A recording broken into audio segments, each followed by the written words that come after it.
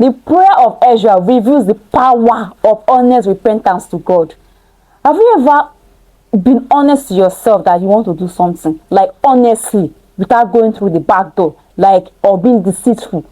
Have you ever given your life to God honestly, not to claim I've repented, I've given my life to Christ, but you have been deceitful? You know you have not.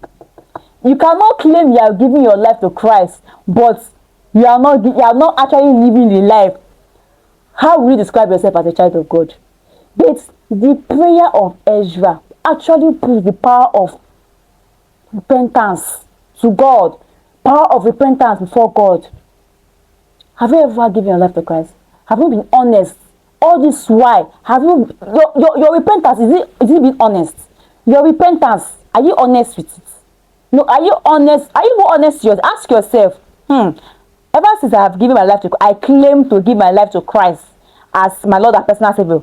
Have I really been living the life? Am I actually honest to myself? Before you even say if you're honest to God, are you honest to yourself? Ask yourself, am I even living the life of a Christian? Am I living the life of a born again? Am I living a righteous life? That is what you ask yourself, because the prayer of Ezra actually proved how honest he was in his repentance. Are you honest? No, are you honest, or you are deceiving God? You think you can deceive God? You can't deceive God. You want to deceive your maker. You want to deceive your maker. Someone that created you, even your ancestors. God is the beginning and the ending. You think you can deceive him? You're not deceiving yourself. You're not deceiving anybody. You think you're trying to outsmart. You want to outsmart. Like, I don't know, there are some people that think they can actually outsmart God. I used to wonder, is the audacity for me, like, trying to outsmart someone that is a God, not just ordinary God, not anyhow God, but the Holy God, only one of Israel, the beginning and the end, the Eroi, the everlasting Father. Ha!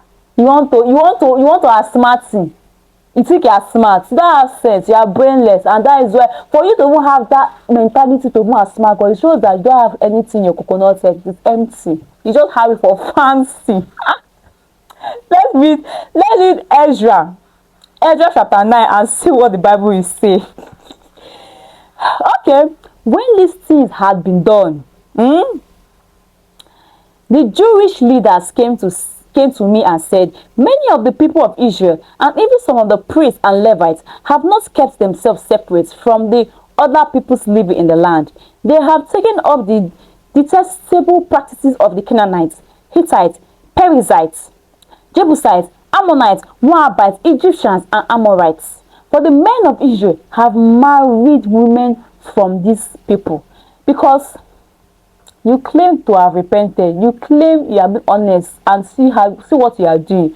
Because God does not want them to stain themselves, to mix themselves up with these people. Egyptians that he managed to escape, the Moabites, Ammonites. Yeah.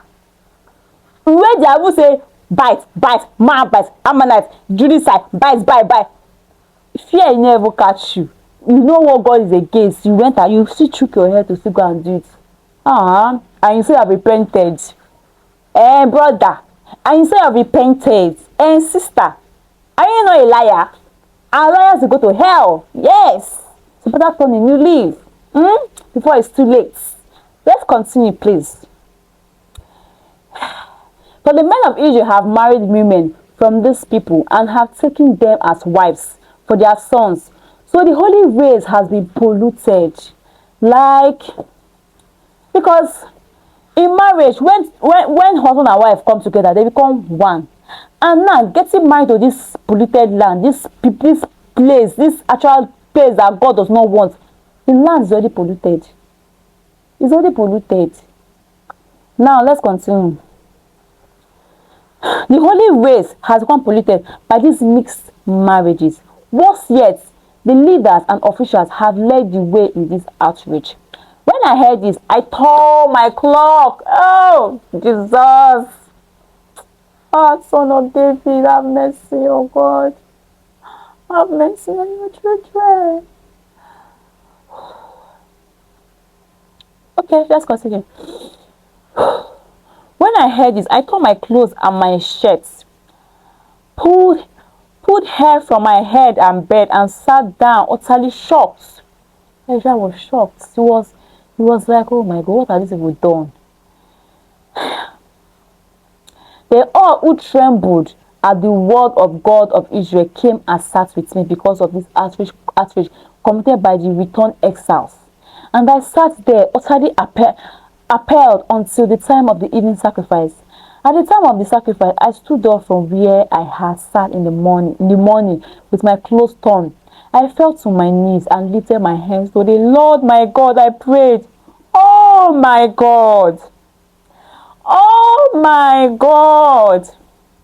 Have you ever felt remorseful for deceiving God? It might not be deceiving God, but deceiving people that love you. There are some people that love you so much, that has been there for you in difficult times, in hardship, in your sufferings, in your days of struggling. Have you deceived them? Have you disappointed them? It's very painful. I'm kidding. It's so painful. Let's continue.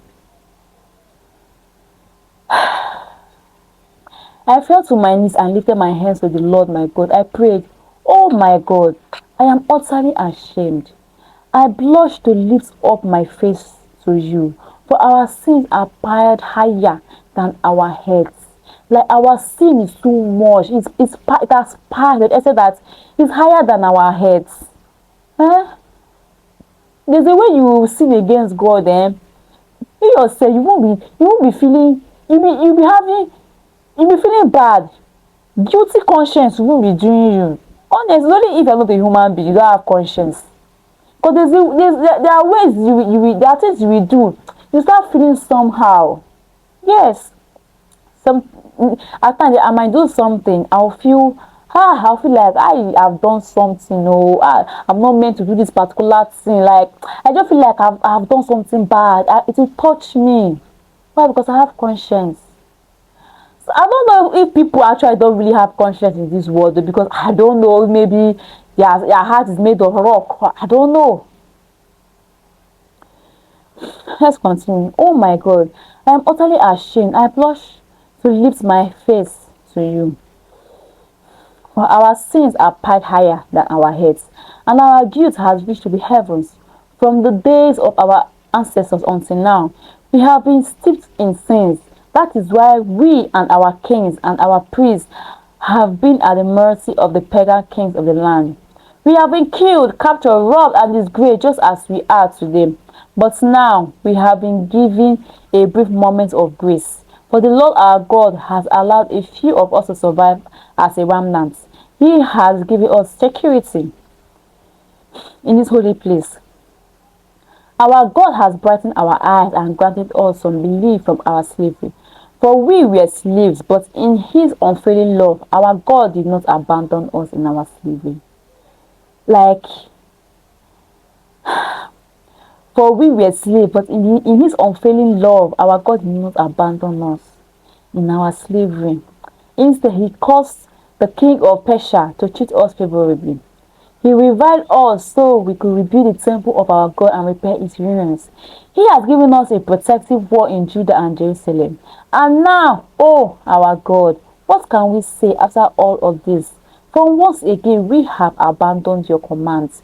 Your servant the prophet warned us when they said, the land you are entering to possess is totally defiled by the detestable practices of the people living there.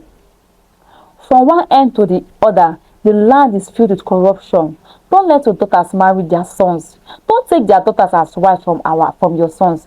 Don't ever promote the peace and prosperity of those nations.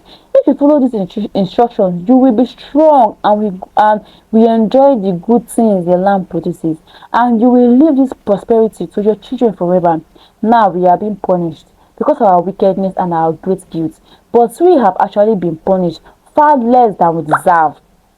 For you, our God, have allowed some of us to survive as a remnant. But even so, we are again breaking our commands and intermarrying with people who do these detestable things.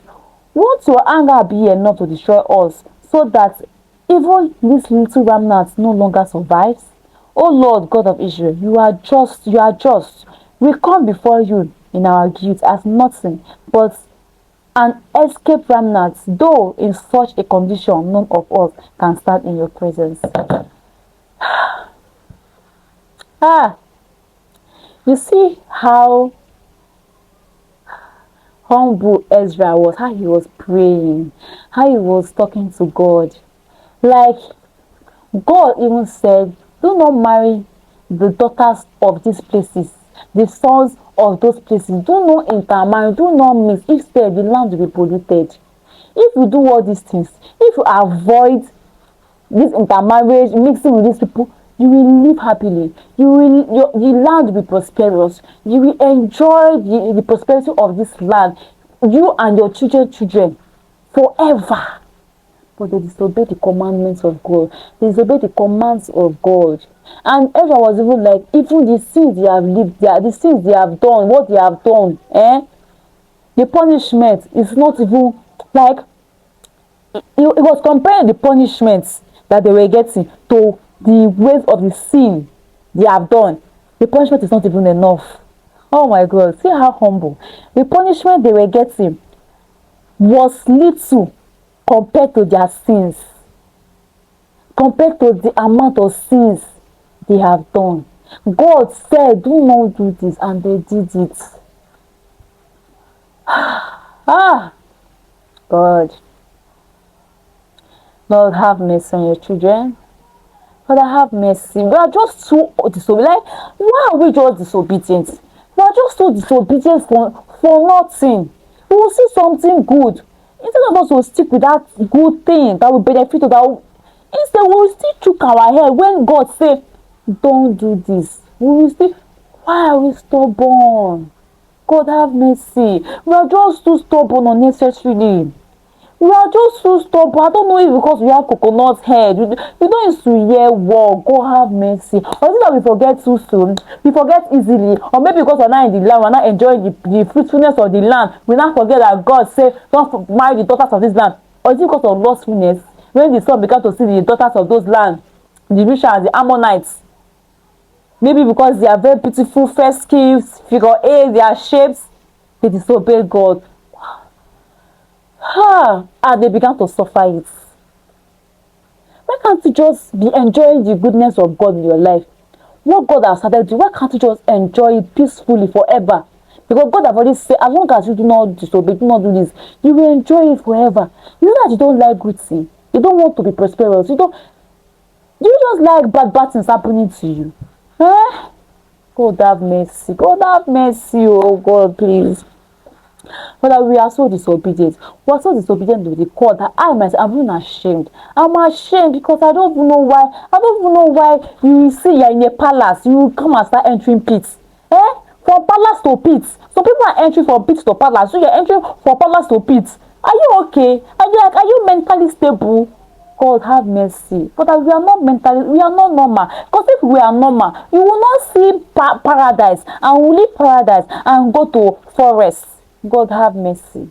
Have mercy on your children. Have mercy. In any way we have sinned against you, Father. The way Ezra was speaking to you, was praying, he tore his clothes, he knelt down. Oh God, he was sorrowful. I felt how painful, how sorrowful Ezra was, because he was so disappointed. Like, why are these people like this?